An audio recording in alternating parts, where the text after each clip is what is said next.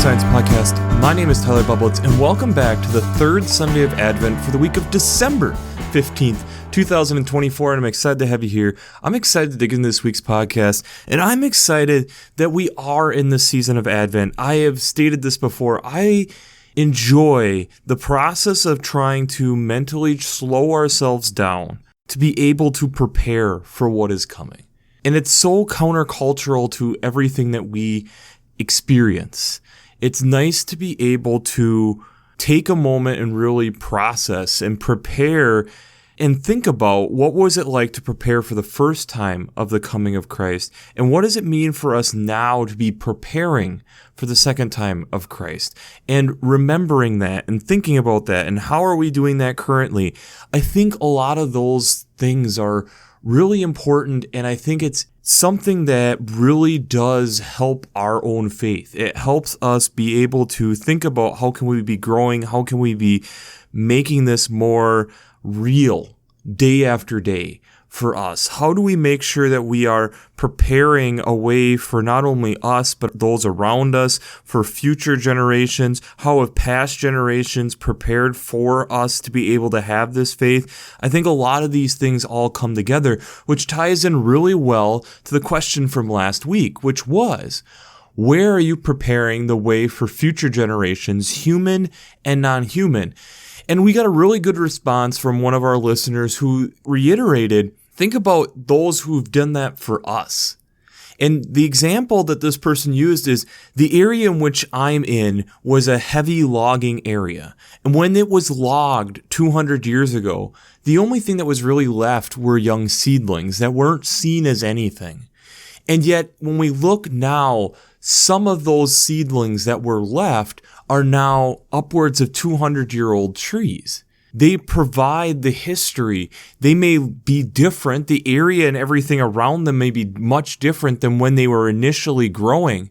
But they have also, with them, bring the history and also provide a glimpse, a look into the past, and providing all this wealth of knowledge to the present to be able to steer us for where we're trying to go in the future. And I think that's one of the things that, in a way, Advent really does do. It does this aspect of looking backwards, but then we also are trying to look forwards and take what we have learned from the past to be able to bring to the present to help with the future.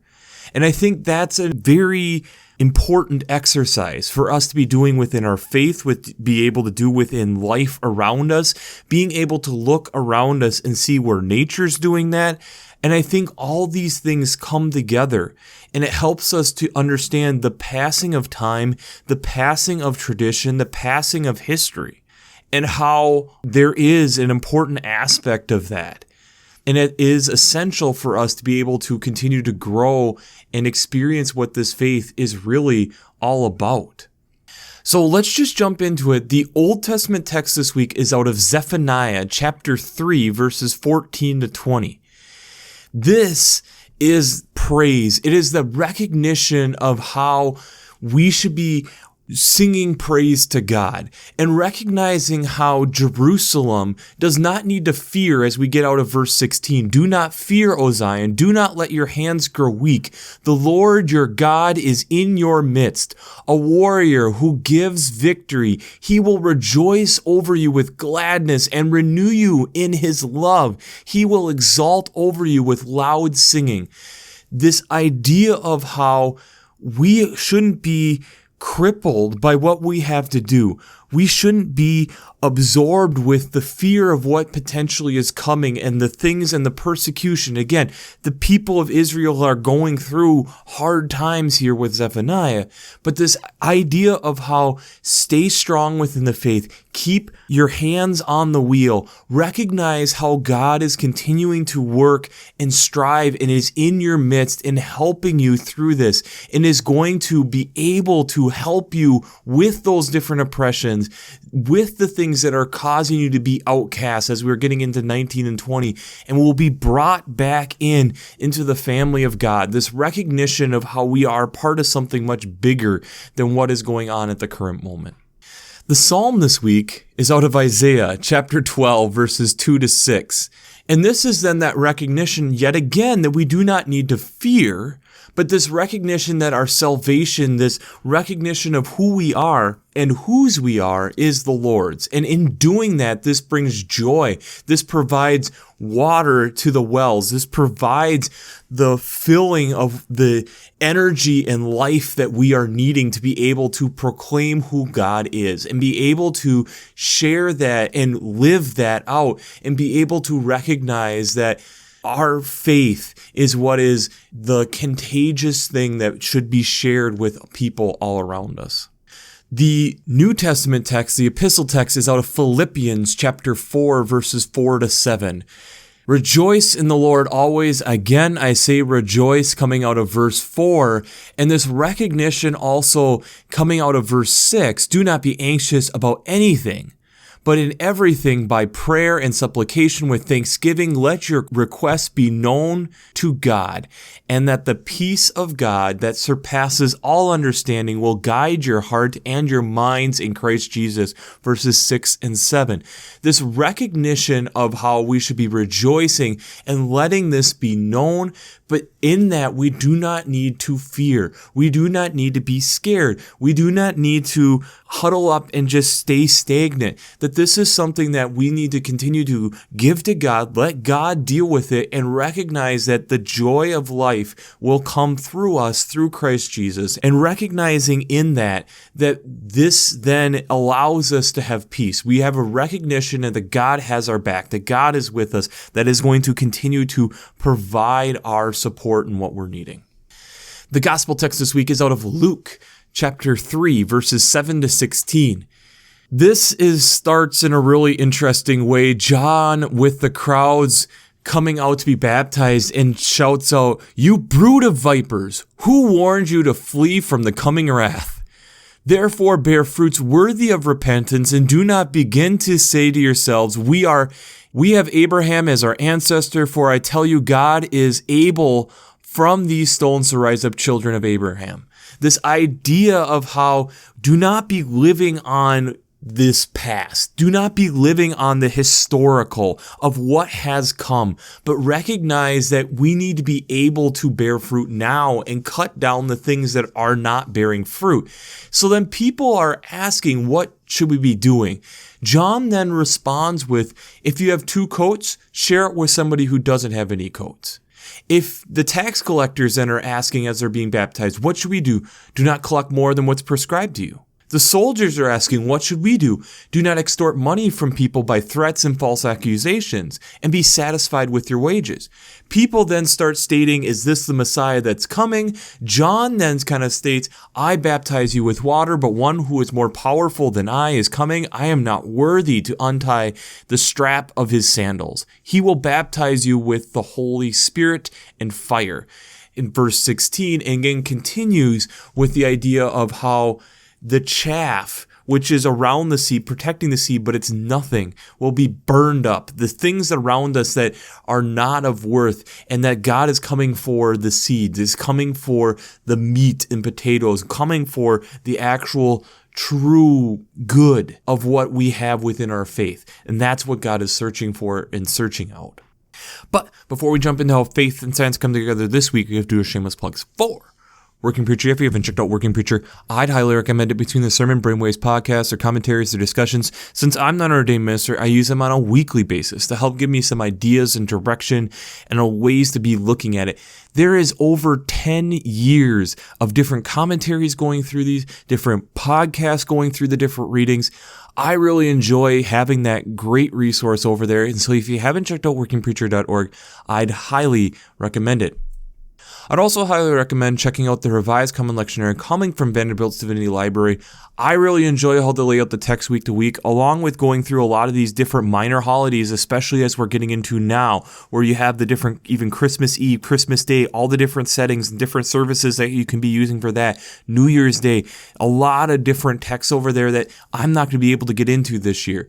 But along with that, there's also art, prayers, hymns, liturgical colors, daily devotions. There's a lot of great resources over here to be able to help prepare you for worship, whether you're in front of the people or in the congregation itself. There's a lot of great ways that help you prepare in this Advent season. So if you haven't checked out the Revised Common Lectionary coming from Vanderbilt Divinity Library, I'd highly recommend that. Finally, I'd also highly recommend checking out the Green Blades Preaching Roundtable and the Green Blades Rising publication.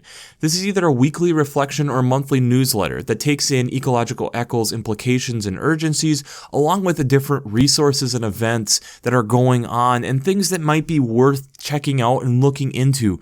If you enjoy listening to this podcast for a half an hour each week to prepare you for the upcoming text, I'd highly recommend checking this stuff out. I know you're going to enjoy the Green Blades Preaching Roundtable and the Green Blades Rising publication. It's a great resource going through a lot of these texts from a more ecological lens, and I think it can be something that could be really helpful in your preparation for the upcoming week. It's hard sometimes for us to be open to change.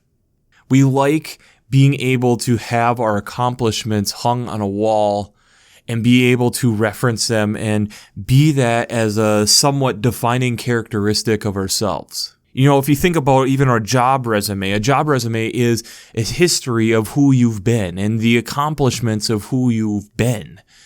And that is then going to tell the future employer this is then what you should expect in years to come. And yet, that's not what John is getting at here when we are being told to think about and look and contemplate life. It's amazing also within these texts how much we are told not to fear. We are told and to recognize how things can be scary, but we have to recognize within our own faith that that's not who we are. We have to recognize whose we are, and in that should be an empowerment to move forward through those scary and difficult times. And I think in our world and in our societies in which we're in, it's easy for us to get caught up in the fear. It's easy for us to go back to what we've known. It's easy for us to say, this is whose I am, this is where I was raised, this is where I came up from, and thus allowing us to actually prevent us from further growth.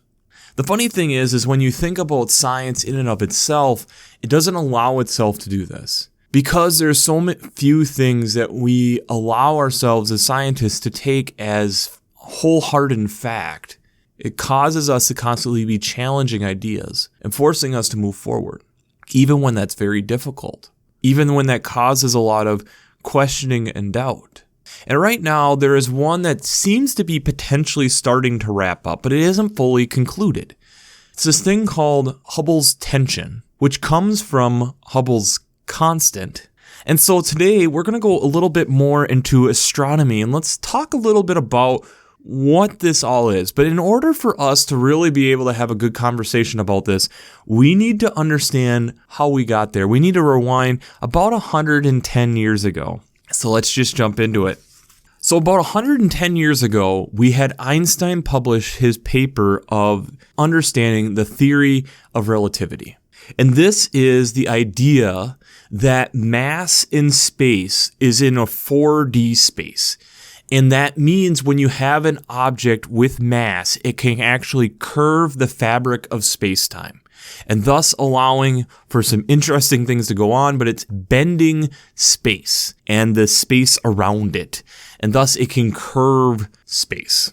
Great. And we're not going to get super in-depth on that aspect of it today, but when that happened, and Einstein puts out this theory, it was very difficult to test. So we had to then figure out what is an example, an experiment that can be done to be able to understand this. And so one of the things that we can then learn from this and think about is the proximity effect. And that's where if you hold your finger up really close in front of your face, and you close one eye, and then you close the other eye, your finger will appear to have moved, even though it hasn't moved. And thus, when you look at an item further away, it doesn't move or moves at a much smaller degree because we have two vantage points with our focal lenses of our eyes to be able to make this 3D effect. One of the things then that was theorized is, could we look at an eclipse and see if that type of thing happened? And in 1919, there were two British scientists who went through and looked at that and were able to find that there was a set of stars that were directly behind the sun when an eclipse was happening. And through diffraction of the light, the curvature around the sun, it was appearing as if the stars were in a different location than they knew they were. And we're able to confirm that, thus being one of the confirmations of the theory of relativity, and thus the beginning of understanding the foundations for the standard model of how we understand space. But with this then getting some support, this meant that there was continued things that were getting looked at and considered. So you had Alexander Friedman and Georges Lemaitre, who was a Jesuit priest, come up with similar things independently. And in fact, Lemaitre actually going to Einstein and talking about, this means that we do not have a stagnant universe, which is what Einstein was thinking at the standard time. And he said, your math is good, your physics is crazy. But it was the beginning of the foundation of us understanding that we are in an expanding universe, and thus an expanding universe as we continue to look into this, that's still accelerating. And as then we continue to look at this, we had people like Edwin Hubble, who started to plot on a graph the distances of different stars and how fast they are moving apart, and being able to utilize that to understand this, but had trouble being able to define exact distances. And this is where it even gets a little bit hard for me to fully understand.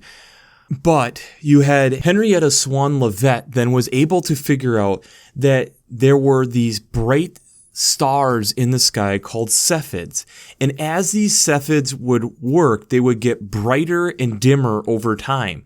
And that there would be this sharp increase in brightness and a slow decay upwards to 100 days, where it would slowly decline in brightness. And through this, they were able to kind of figure out distances, and using the inverse square law to be able to figure out these distances. Hubble then was able to use this to confirm that we are in an expanding universe, and was able to predict the rate at which we were expanding. And this number has shifted tremendously over the last 70 to 80 years. Hubble's initial prediction was 500 kilometers per second per megaparsec. What then started to happen is people slowly chiseling away at this metric. So you had Walter Baade figuring out that there were two different types of Cephids, and looking at that Hubble was looking at the wrong set of them, thus being able to cut in half the Hubble constant and doubling the distance of how far things actually were. They also found that Hubble had included these regions of ionized gas, which threw off the measurements, and they were able to get down the Hubble constant from originally 500 down to 75-ish. People theorizing it's somewhere between 50 to 100. But again, that's still a factor of 2 that we're off by. In the 1980s, we started to be able to shift the technologies. Before, we had been taking pictures of the stars on these glass plates, and we were able to shift to more electronic devices, which had more sensitivity, were linear, but more importantly, were sensitive to red light waves more than previously. Previously, when we were taking pictures on glass plate, they were very sensitive to blue light, and the problem is dust is in blue light. And so thus it was, when you're trying to transmit the light coming from light years away and going through dust clouds, you occasionally had a lot of miscalculations because of that. The more sensitive red lights were extremely helpful because they weren't blocked as much by the dust. Now we are able to see further and further, and recognizing that when you are looking at that, we are able to get a constant between 72 and 73, somewhere in that ballpark. But around this era of the early 2000s, there started to be another approach to thinking about this. And we were coming from then the approach of the microwave background radiation, which is thus the initial Big Bang and thinking about the minute temperature differences across the universe and being able to look at them across the sky and using calculations, and thus being able to be very precise within 1/1000th of a percent of the degree. So being able to see these minute differences and being able to then focus that back and being able to figure out then expansion rates based off of this. It's super precise, and what they were getting is 67.4 for the Hubble constant with a precision of better than 1%. And thus, there's two things that we have happen here. We have that one, that we have gotten within 5 to 10% using two totally different models, which is amazing to think about. But that two, there's still a difference, and you're still trying to, how do we hone in on this? Because this constant is a fundamental to us understanding the universe around us, and how does our galaxy work within other galaxies and such. And so thus it gets us back to this idea of what is precision versus accuracy. Precision is that your plots are super close together. So if you think of like a target, that you have all your shots in a very close area, but it doesn't mean that necessarily it's on the bullseye. Highly accurate means you are hitting the bullseye. That's where the James Webb's telescope is helping, and we are in the early days of this. And this then is recognizing and being able to take infrared and focusing on those red waves, because those, again, go through the dust better, and we're able to look at distances. And typically, the further you get away, as the light goes further and further, you get more and more in the red waves and infrared area. And they're looking at Cephids like before, but also red giants and carbon stars. And what we are able to get is higher resolution data. And I'll attach down in the link down below, there's a great interview with Wendy Friedman, who is an astronomer out of the University of Chicago, who is helping actually with interpreting some of this data coming out of the James Webb Telescope. So why do I bring up the history of the Hubble constant with this text? I think John is reminding us to not be stuck in the historical. We could have easily stopped in 1919 when we confirmed Einstein's theory of relativity and said, yep, we have the stagnant universe, and look, we are able to figure it out. But yet people continued to question and understand and want to understand it further. And these questions aren't necessarily bad. It's these questions that are allowing us to be able to think deeper. Yes, right now, and it's been a 25-year debate on this Hubble constant, and what seems like we are getting more and more narrow as the James Webb telescope is kind of getting somewhere in the ballpark of like 68, 69 with early data. And yes, potentially before James Webb, there was huge possibilities of totally upturning everything that we understood with the standard model of space. But we couldn't be scared of that. We had to be open to the idea and allowing us the possibility to be able to continue to grow. I think that's where verse 9 of the Luke text in chapter 3, even now the axe is laying at the root of the trees, therefore every tree that does not bear good fruit will be cut down and thrown into the fire. I see that as pruning. That we are pruning away at this Hubble constant, getting it from originally 500 down to within a range of 10. And yes, it's not perfect. And yes, we're striving to get down there more and more. And yes, there's been plenty of hiccups along the way. But we continue to strive to move forward. Not necessarily saying anybody's done bad work, but being able to prove upon it as the technology and allowing us to figure out things better and better. One of the big things that I didn't bring up, what was huge, was when we actually had Hubble Space Telescope go out into space. We didn't have atmosphere to have to deal with all our calculations. Yes, we could still use telescopes, but we also had the ability to take pictures outside of our atmosphere and not have to worry about that noise and get us just that much closer. I think there's times we fear the unknown. We get caught up with the unknown. We get caught up in the current moment. We get caught up in all these things, and we forget to, one, take the moment to acknowledge of how we are able to take two totally different methods and get into a similar number, which is amazing. But also, two, not getting stuck there and saying, oh, close enough. Let's see if we can figure out more, because from that we can be able to build so much more. The relationship that we are striving for with God is a relationship that challenges us to keep going further and further and further. And that means that we need to continue to prepare and continue to look and question and think about things and bring things to God and wonder and not be scared. We all know that day to day life is not a given. It is a gift. We are not guaranteed every single day. And thus we have to be able to take it and absorb it and recognize it as such. We need to live it as such. It means we can't just live on our previous awards. We have to continue to strive to move forward. And that's a hard message for all of us, myself included. There's plenty of times it's much easier to say, I've done this. How many times do I have to keep doing this? And it just might be that time that suddenly something clicks a little bit differently. Thus, it gets us to ask another question, and thus getting us just that little bit more knowledge on understanding our God, understanding how all this place works, understanding that we are continuing to build that relationship. So the question I have for you this week is, in the season of preparation, how are you continuing to strive to move closer to God? In the season of preparation, how are you striving to continue to move closer to God? Because I think this is part of what that preparation season should look like. I think that's one of the things that we need to be contemplating and thinking about. Yes, think about the fear and the craziness of what this really means. And we're going to be getting into that here these next couple weeks as we are getting the preview stories of the known Christmas story. But that also means they were preparing. And thus we should continue to be preparing.